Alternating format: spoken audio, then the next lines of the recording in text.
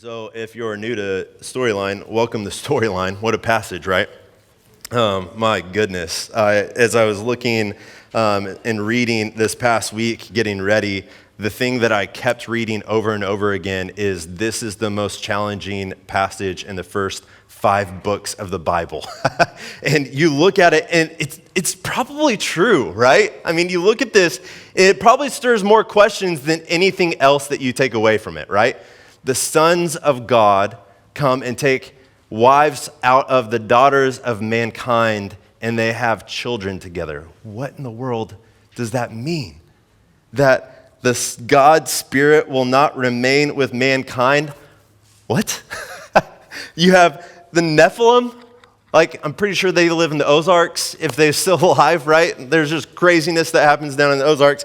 But like, if you watch the movie Noah with Russell Crowe in it, these are the big giant rock creatures that are in there. They took some creative liberties in that movie, to say the least. But look, you look at this and you're like, what in the world is going on? Like, this is a wild passage. But here's the thing, all right? We're a church that doesn't shy away from the Word of God. So we're not just skipping over the passage. We're not just going to, because it's challenging, move on and hope you don't, realize that we skipped over a part of this book of Genesis. We're going to deal with it. But at the same time, I also believe that God has a word for us in the midst of it, all right? And so before we dive in, let me just kind of set up the passage. So last week, we looked at the line of Seth. It's this genealogy, just this list of names. You have 10 different generations of the son of Seth, that is the son of Adam. And so you see all these different generations that happen. And it's supposed to be a sense of hope for us as we've been wrestling with just the fall that happened in Genesis chapter 3, the first sin that happened in this world, and the effects that have happened throughout these children of Adam already. And so you look at this line of Seth, and it's supposed to produce a sense of hope inside of us. Next week, we're looking at God's command to Noah to build the ark. And so you know what happens with the ark in the story and how that plays out.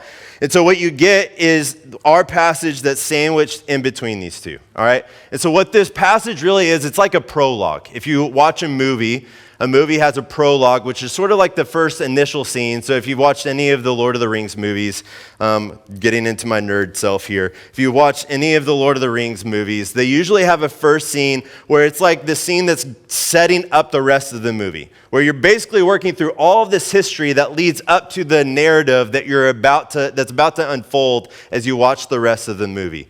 And that's exactly what's happening here with this prologue, all right? What we're getting is a lot of history that leads up to what happens in the life of Noah, as well as the flood that we all know is about to come. So what Moses is trying to do, Moses is the writer of Genesis, and so what Moses is trying to do, he's trying to give us, in these short 8 verses, just like what's been happening throughout human history, what's leading up to the act of the flood, so that we can have a sense and a trajectory for what is going on. And what happens here in this prologue, usually a prologue gives you a particular perspective of a character that's in the movie or story. And so as we're looking at this prologue, we're getting God's perspective of the spread of sin throughout mankind, all right? That's what's happening here in this prologue. So as we're about to wrestle with a lot of things that produce many questions in our hearts and our minds, we need to have this perspective that this is being written, this prologue is written so that we have an understanding into the mindset of God,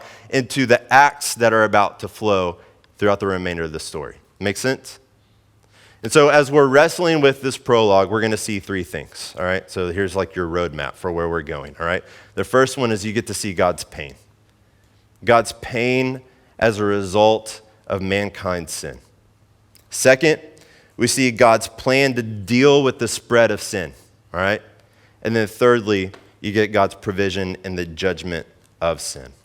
So this is where we're heading. Those are 3 different ways that you can kind of break down the movement of these 8 verses that we're about to look through. But we need to start with the effect of sin, which we see in verses 1 through 6. So there's a lot that I'm going to have to point back to in this. So I'm just going to kind of reread the story for us so we have a refresher, so it's fresh on our mind, so we can dissect it a little bit and get our head around the craziness that's happening, all right? So here's what verse 1 through 6 says.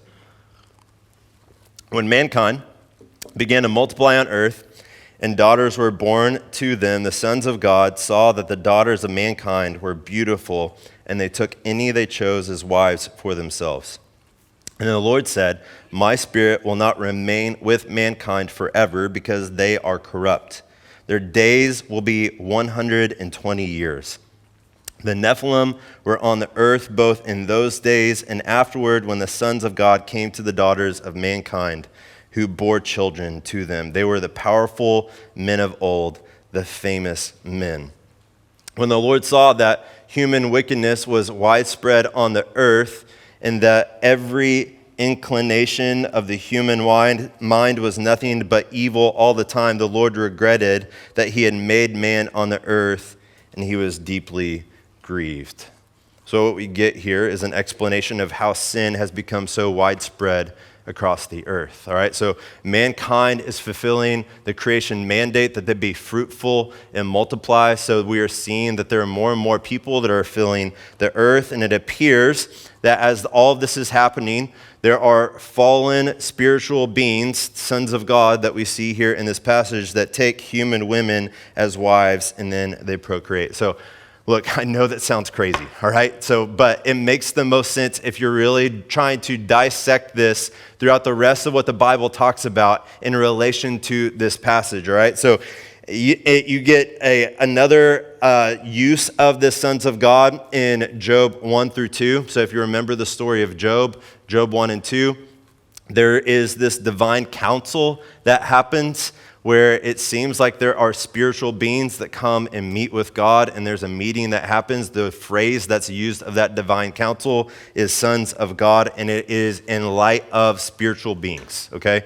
And so you have that. Then you have other references throughout the Bible, particularly in the New Testament. So you have the Apostle Peter as well as Jude. 1 Peter 3, 19 through 20, 2 Peter 2, 4 through 5, and Jude 1, 6. They all reference back to this particular time period with Noah, and they reference fallen spiritual beings, all right? So there are some people that have tried to argue that these sons of God are just the good line of Seth. These are the people that God is bringing about the fulfillment of his promise in Genesis 3. Some have tried to relate that to this line of Seth. And so it's just these men that are of Seth, and they've seen the women of the brother Cain and have taken wives of Cain. And so you see like this, these people that are away from God, they've diverted themselves away from God. The daughters of Cain are taken by the sons of Seth because they're beautiful. And then you see like it's basically a pollution of this good family line of Seth. It just doesn't work, though, if you look at the rest of all of Scripture. And then the result of these intermarriages of the fallen spiritual beings with the wives of man, or with the daughters of man, are the Nephilim, which are the translation of this, of Nephilim, if you're looking at the original language, are the fallen ones, all right? Which is almost like the nail in the coffin for me, that this has to be talking about fallen spiritual beings, all right? So look, I know that I may have discredited myself to you because that seems so far-fetched for so many of us that are here, but I have to be true to what the Bible speaks if you're taking all of it together. And if you take all of it together, this has to be kind of where you're coming from. So like that, this is what is happening, all right? So the Bible reports that God looks down on all that is happening here from heaven, and he concludes that sin has run rampant on earth. Every inclination of the human mind is nothing but evil all the time, and it deeply grieves him to the point of regretting that he's created humanity altogether. A lot, right? Now here's the question, all right? As wild as this story is, like, where do you get that sin is so widespread and that it's running rampant, right? All right? Fallen spiritual beings taking wives of mankind. But like, where is all of the sin in this? Well, it's a clear overstep again, all right? Genesis chapter 3, we already saw this. This is a clear overstep again by humankind in order to try to assume the role of a divine and achieve immortality. All right? That's what's happening here. All right? So think about it. Man uses the knowledge of good and evil that has happened in the garden, as well as the God-given capabilities that God has given them, the things that he's given us as we're created in his image in order to model him, these things that we have been uniquely designed for. And these people have all used these things in order to try to obtain God-like status. That's what's happening here, all right? Pre-fall, there's like this childlike innocence of evil, all right? So whenever Satan comes into the garden, he comes in disguise as a serpent, right? Why? Why would Satan come into the garden in this way? Well, Eve and Adam have no disposition of evil. So they have no knowledge of Satan himself. And so if Satan is going to work his way into this first couple, he isn't going to come as this brand new revelation. He's working under the very the rules of God here. And so he comes in disguise as the serpent that they've interacted with, that they've encountered, and that's the way that he weaves his way into their life, all right? And then post-fall, Adam and Eve are aware of Satan, his companions in evil, and rather than use the knowledge of good and evil that has been obtained through the fall in Genesis chapter 3, as well as all the other gifts that God has given them in order to draw near to God, what you see happening here is that they're actually using it to further reject him. They want to obtain the status of the divine so that they can inhabit a world that is apart from God himself. Do you see what's happening here?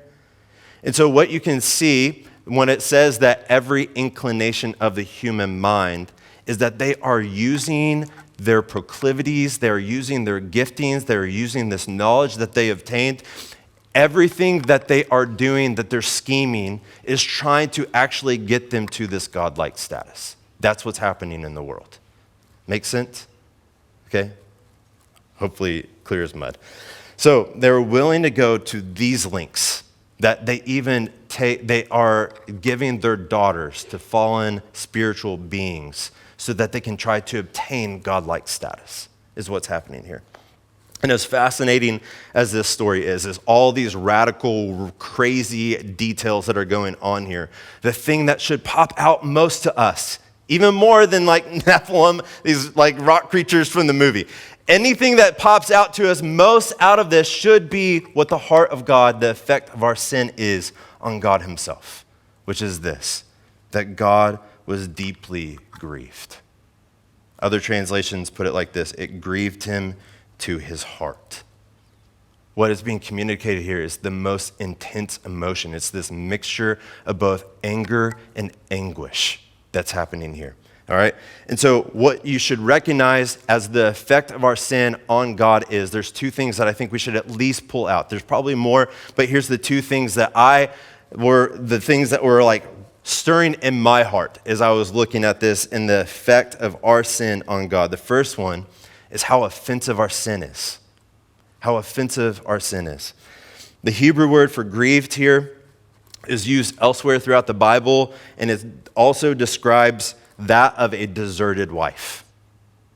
So imagine that, all right? This happens in the book of Isaiah.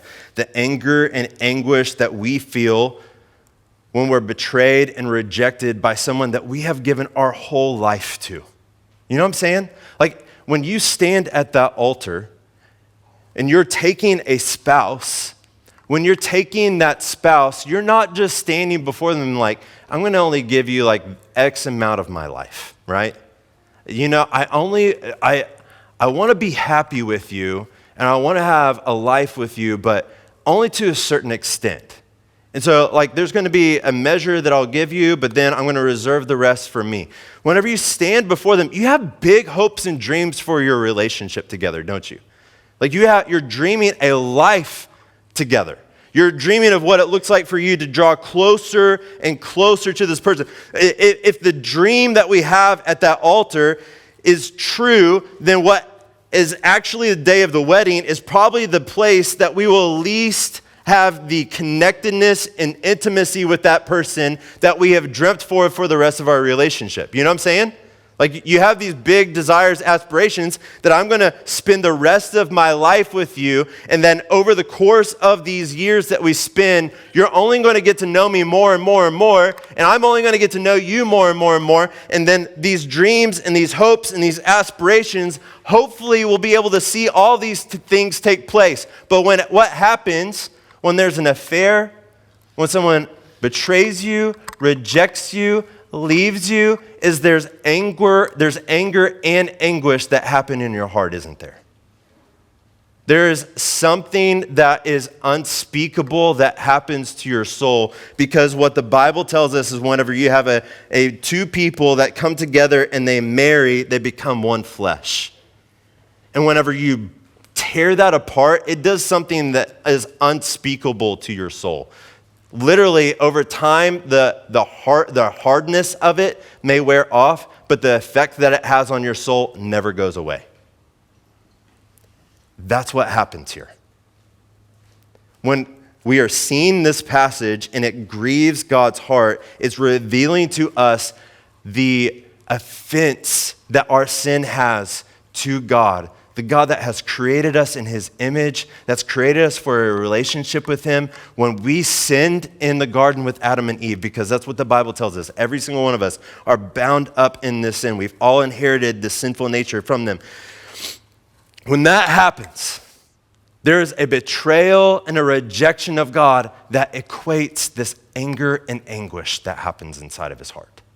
There's this woundedness that now is present because of our sin. Now, look, I understand that we really struggle with this because a lot of us don't want to view ourselves as a sinner, or at least not that bad of a sinner. You know what I'm saying? Like, there's a way that we defend ourselves against any accusations because we don't see the severity of our own sin. Look, like, sin has like these blinders that it puts on us that it really kind of speaks a lie to us that we're really not as bad as what maybe things like the Bible tell us. Here's what even Martin Lloyd-Jones says, an old ancient preacher. We're all on very good terms with ourselves, and we can always put up a good case for ourselves. That's what we feel inside.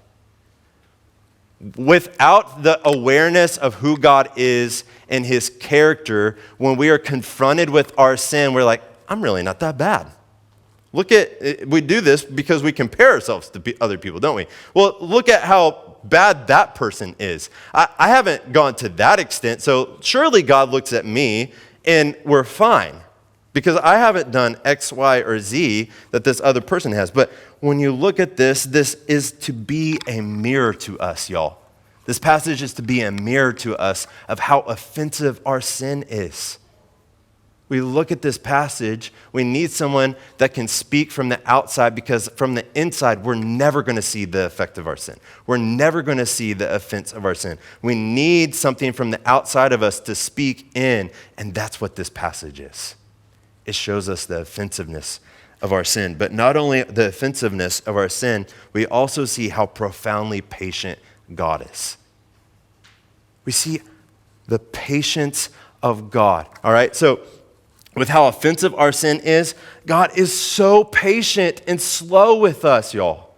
I mean, consider a number of things, all right, here. So consider verse 3. It says, his spirit will not remain with man forever, and that the length of his years will be 120 years, all right? So there's an argument here that 120 years is now the cap for the lifespan of man. I think this is a little bit harder to get to because even after this passage, you still see people that are living far beyond 120 years. The other argument is that the length of time, the 120 years is the length of time from the judgment that God is placing here to when he will actually act. See that? See the difference? And so step back from that. Like 120 years is a long time. He looks out at the world, and this is his conclusion, that sin has spread so far and deep across the world that he has to act. But he's not going to act at least until 120 years. He's giving space that people will recognize this in turn. God is patient. He's not just knee-jerk reaction responding to the conclusion that he's made about man and sin that has perversed and pervaded through man. No, he's slow here.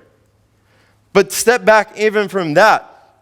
Consider how long God has endured the sin of man from Genesis 3 even all the way up to this point. So if you look at Genesis chapter 5, I did the math here, right? I'm not saying that I'm great at math. You can check my math, but it's at least somewhere around here, all right?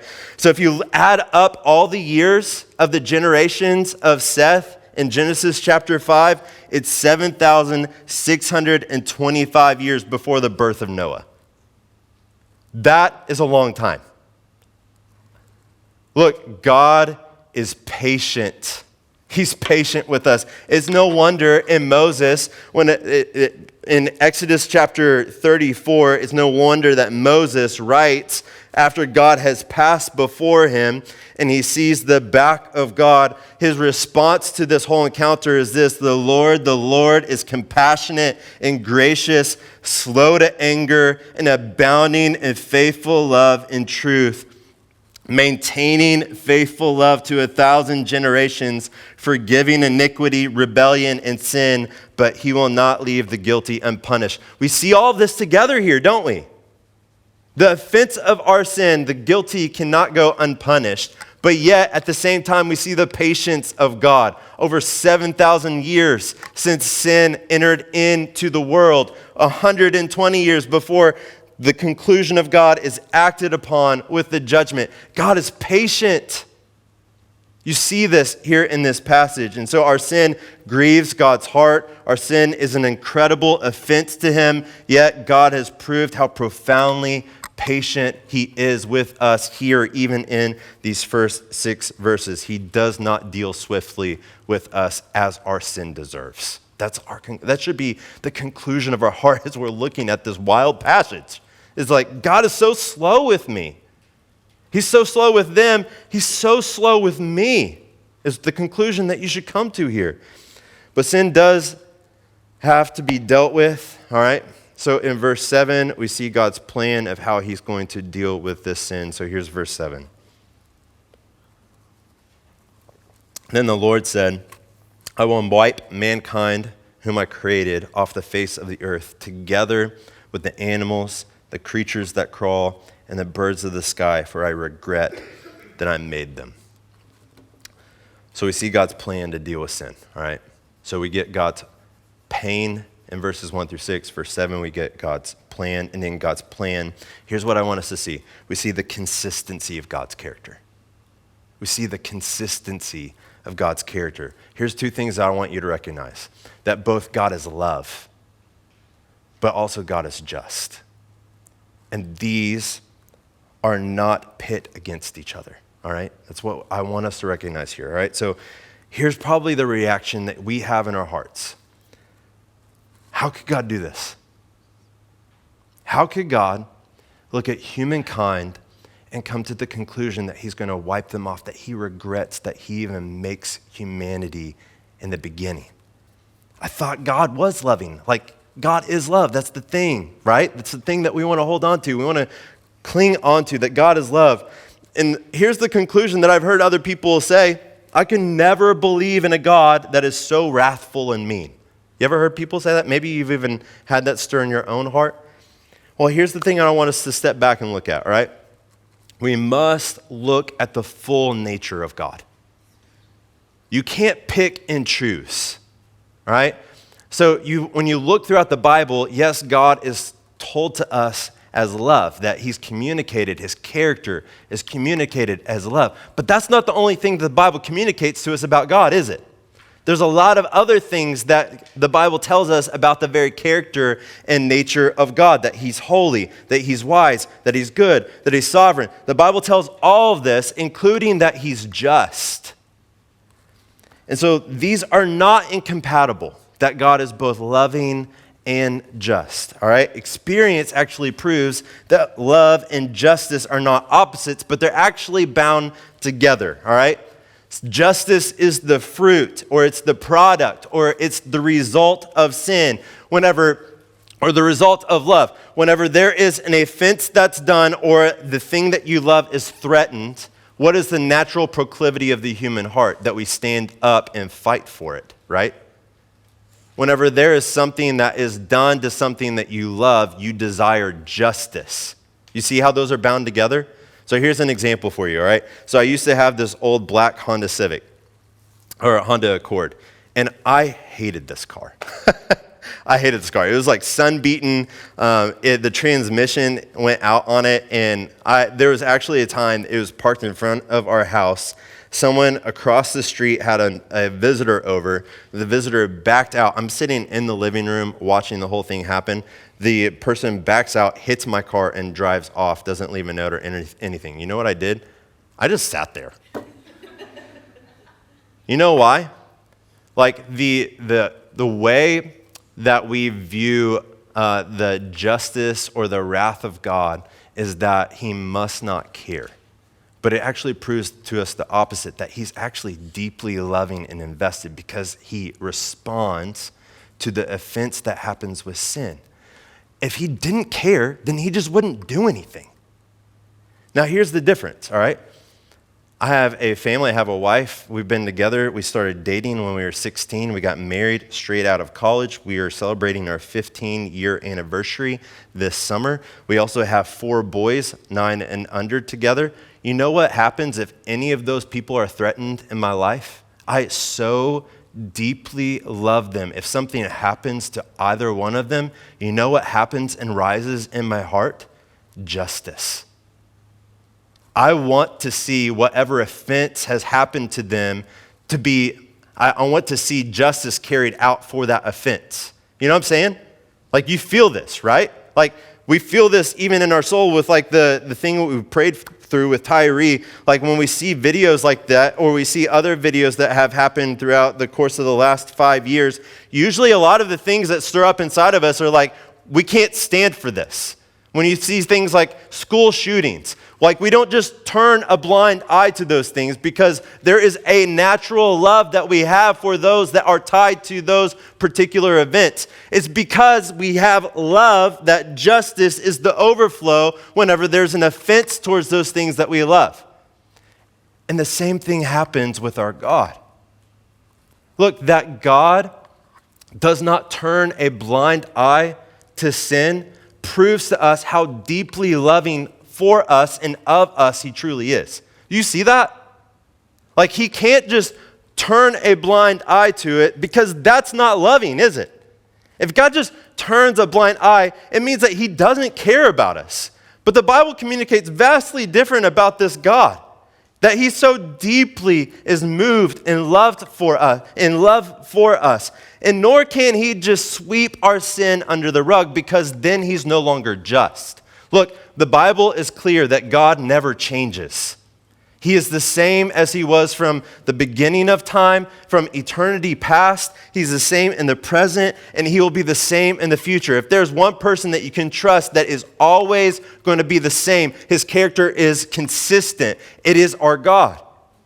And if that is true of God, then he cannot just sweep our sin under the rug because then he would not be who he has claimed himself to be. If there has been an offense, a sin that has happened in this world, it is only of God's character that something has to pay for that sin. Justice has to happen.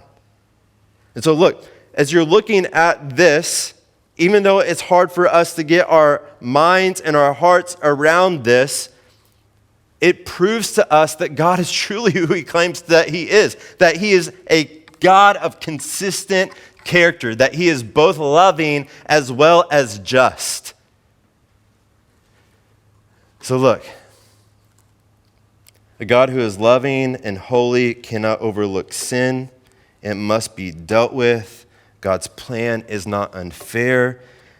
It is not that God is impatient with us, that he's giving a knee-jerk reaction to our sin. We've seen how patient and forbearing he is with us in our sin.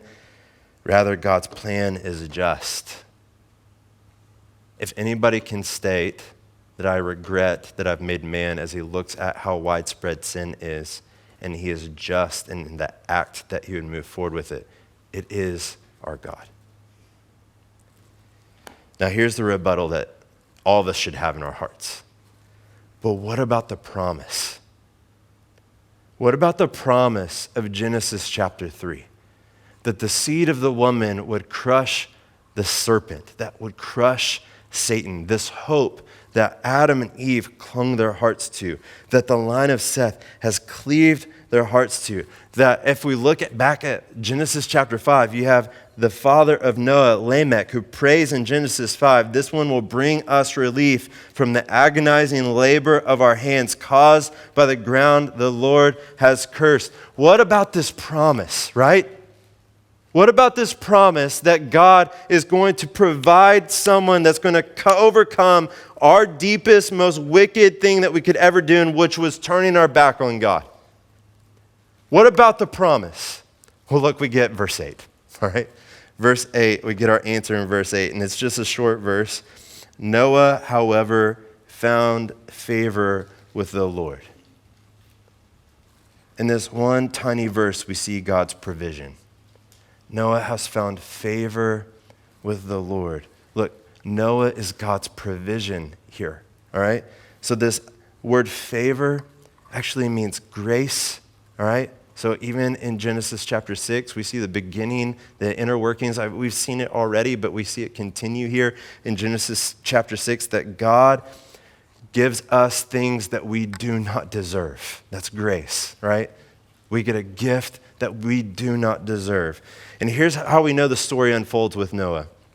Through Noah and his family, when we know that God preserves mankind, we have the grateful position of 2020 that we get to look back, 2020 view, the eyesight, that we get to look back with clarity on what has happened to Noah and his family. God preserves mankind through Noah's ark. God preserves the animals of the land through Noah. God's promise to Eve remains through Noah. God would repopulate the earth. God accomplishes much through Noah, doesn't he? Like we know this story. Even if maybe this is your first time stepping into the church, you have at least heard the stories of this through whether it be movies like Noah or just stories that have been told in society. We know, Noah is one of the most recognized names and characters throughout all of the Bible, whether you've ever cracked it open or not. And there's one thing, though, that Noah could not do. There's one thing that God could not accomplish through Noah, and that's how to resolve our sin problem. Because after the flood, in Genesis chapter 8, here's what the Bible tells us. I will never again, this is God speaking, I will never again curse the ground because of human beings, even though the inclination of the human heart is evil from youth onward. Look, it didn't resolve it. The flood didn't resolve the human heart. Even immediately after Noah has seen that the flood is gone down and he can now leave the ark, this is God's response as he's giving this promise that he will not destroy the world through a great flood again, that the inclination of the human heart is evil from youth onward. It has remained with Noah. So much of the tension that we've experienced in this passage is between the goodness of God and then also the severity of God, right? Like we're looking at this, like how do we live in the tension of these two? How do they fit together? How do we see it in this passage? How do we see it in the character of God throughout the rest of the Bible? Like how is this all being pieced together? God is perfectly loving, as we've seen in his patience with us in this passage. God is perfectly just, because he cannot overlook sin, and we need someone in whom the love and justice of God perfectly meet, but it can't be Noah. Because what is true of his heart before the fall or before the flood remains true after the flood, that he still has the original sin that he's inherited from Adam that we saw in Genesis 8:21 that we just read. We also see in Genesis chapter 9 that there's a personal fall with Noah immediately after the flood has gone down. We see that Noah, he creates a vineyard. He takes the grapes of the vineyard. He creates wine. He gets drunk off of the wine, and then there's exposure that happens. The Bible declares this as sin. And so what we see here through the flood is only a temporary relief of the spread of sin across humanity and the earth, not a permanent relief, right? Now, if you step back from this, again, we get to look back and we also get to look forward. So we know that Noah did not deal with our problem of sin. The prayer of Lamech, he can only provide a temporary relief. There's not a permanent relief that actually happens through Noah, but the preservation of the promise continues through him. And so as we look at the way that God works throughout the course of human history, we know that through the line of Noah ends up coming this one, Jesus, who is God in the flesh. And here's what Romans 5:8 says about this Jesus. God demonstrates his own love for us in this, that while we were still sinners, Christ died for us. Now here's what's bottled up in all of this. That you see the love of God and the justice of God perfectly meet in this one man, Jesus. If you want to know what the justice of God looks like, you look at the cross of Jesus Christ.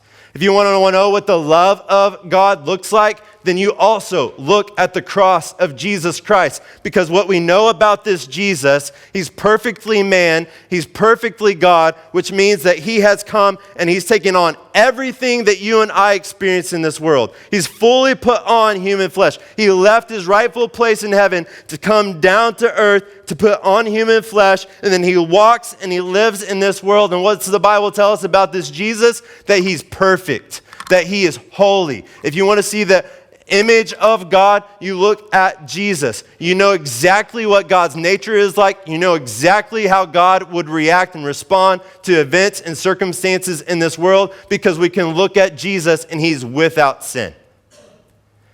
Knowing that he is without sin, Jesus says, I will go and lay my life down for those that cannot do what I can only do for them.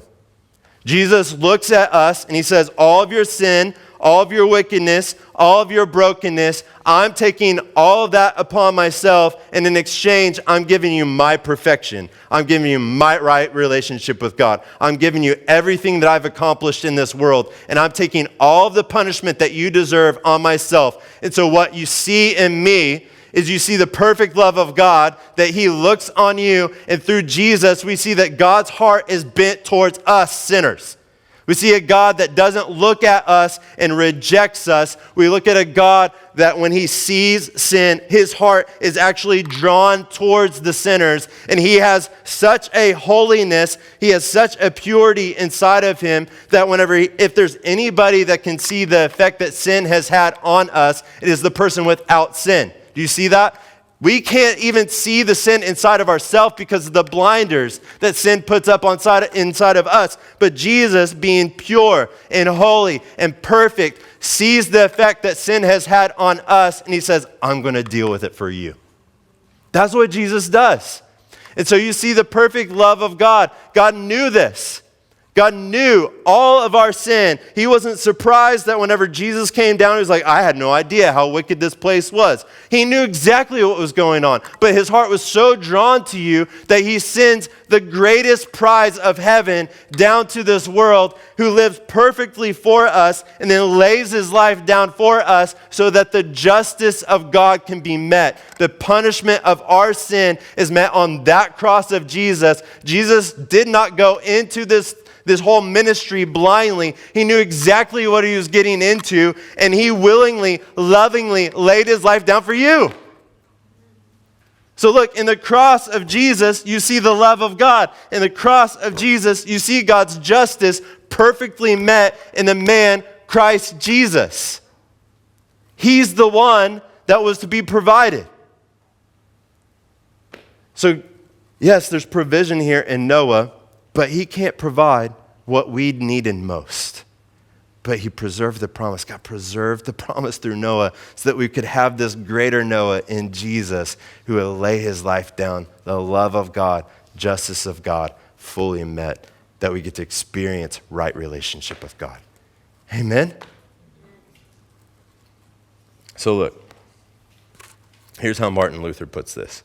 God sent his Son into the world, heaped all the sins of all men upon him, and said to him, be Peter the denier, Paul the persecutor, blasphemer, and assaulter, David the adulterer, the sinner who ate the apple in paradise, the thief on the cross, in short, be the person of all men to the one who has committed the sins of all men. That's what Jesus did for those men, and you could add your name into the blank. All our wrongs, all our sins, all our flaws, completely paid for. God's provision. Grace. A gift none of us deserved. So look, here's two responses. There's two responses that should be bubbling up inside of us. First one is this, is like, how do I access this forgiveness? And it's simply this, that you receive God's grace. It's a laying down that I no longer am going to argue in defense for myself with the things that I see in comparison to others. Well, I'm not as bad as this person. Or look at the ways that I have tried to follow the commands of God. Or look at the ways that I have served humanity by working with various different groups here in this community. Or you can add to the list here. Instead of turning to those things, or even like the faith of your family, right? Like there's a family religious lineage that takes place here in our city that many of us are kind of like hanging our hats on. But when you look at this Jesus, you say, I'm not going to hang my hat on that stuff. It doesn't actually do anything.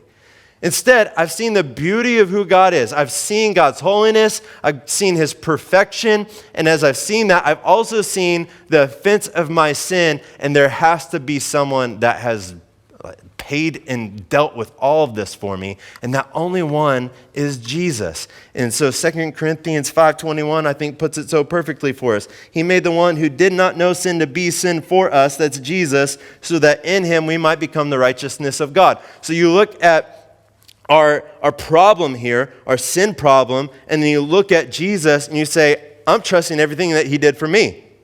Everything that Jesus did for me, he took all of my wrongs, and in exchange, he gives me all of his right. And that's what I'm hanging my hat on. And look, it's not a sense that you have to clean your life up before you come to this Jesus. You simply come as you are. That's why Jesus is regularly throughout the scriptures said that he's a friend of sinners. You see, his heart is drawn towards those that are dead in their sin. And so those of us that recognize that say, there's nothing that I can do. There's nothing that I can try to clean up my life. There's nothing that can get me through the front door to get before God. I simply trust in everything Jesus has done for me. And what he does for me is he gives me all of that he did for me, and he takes all of my wrong, and he paid it for me. Receive God's grace. But secondly, the response here should be like, I need to take sin seriously. We see the effect that our sin has on the heart of God producing pain. We see the effect that it has on this world. And so our response should be like, I need to kill my sin, right? I need to deal with this sin issue, this lingering sin that's taking place in my life. I need to take it seriously because I see the offense that it has towards God. I see the effect that it can have on my life. And I want to walk this life with this Jesus that has paid everything for me. I want my life to look like his. And so here's how you do this, all right? It's this killing sin. It's something that is both a proactive as well as a reactive thing that we do in our life, all right? So if you step back and you look at this passage, the reason that I feel like this is something that we need to be stirring with is because we see in Genesis 6, verse 6, that it says that every inclination of the human mind was nothing but evil all the time, all right? So look, for those of us that place our faith in Jesus, he promises a different life here and now.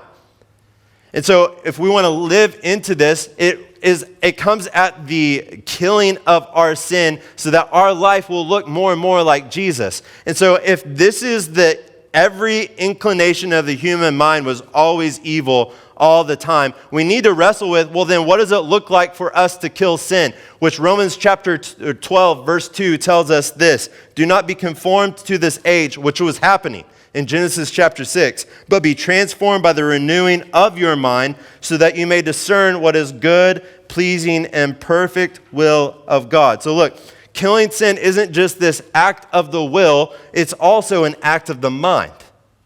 We see that this is what is taking place in Genesis chapter 6, and then the New Testament speaks to this. So fighting sin is not just saying no to temptation, even though we do that, it's also a redirecting of our thinking. All right? And so there's two ways that we have to respond to this. It's both proactive as well as reactive. Proactive, that we think about what we're consuming. Look, there are messages and there are things that you are consuming in your day-to-day life, whether it be music, the TV shows that you watch, the podcasts that you listen to, that are framing and they are discipling your mind, all right? There's ways that the voice of this age are speaking into and shaping you. And we have to be proactive if we are to take seriously the transforming of our mind. We have to think about the things that are being absorbed into our life. And we have to think about the effect that that's having. If we are a people that have looked at the things that we consume and what we eat and how we are what we eat, then we also need to think about the things that we consume in terms of our mind, because those things shape us as well. So look, if you want a mind that's being transformed, you have to think about the things that you're taking in your day-to-day life. There's a proactive sense that happens here. But look, there's also a reactive. When you are opposed with temptation and sin, in chapter 12, verse 2 of Romans, you're given a template for what it looks like to discern. All right? It says that everything, what is good, pleasing, and perfect. Look, when you're posed with a situation of temptation, through the power of the Spirit who lives inside of you, when you trust Jesus, the Bible tells us that we are given the Holy Spirit. God comes to live inside of us. So there's a power that lives inside of you through the power of God, that you can look at your situation and you can ask the question, is this good? When I look at this temptation and sin, is this the good that is framed for me in the Bible, or is it just what my flesh wants? Is this pleasing? If I participate in this, is it going to be pleasing in my relationship with God? Is it going to draw me closer to Him, or is it going to create a chasm between my fellowship with this God that's done everything for me? Is it perfect? Is it something that would match the character of God? If I participate in this and God's Spirit lives in me, am I taking God to participate in something that does not match with His character? You see what I'm saying? So look, if you want to kill sin, it's not just saying no to temptation, it also is a redirecting of your mind. So you have to be proactive, and you also have to be reactive to the things that happen in your life. Look, the goodness of God is here in this passage. It's a warning sign to us of the effect that our sin has. It pains God's heart. God had to deal with our sin, and so He created a plan in how to deal with our sin. But look, there is provision here. We see it in Noah, the hints of it. We see the full effect of it that happens in Jesus, and we can have a right relationship with God if we receive the grace of God, and then we can live with this Jesus, and we can be changed into this Jesus if we kill sin, if we redirect our minds. We're transformed in our thinkings. Do you see it? You see it? May it be for us, and may we trust in the power of the Spirit who lives inside of us. Let's pray.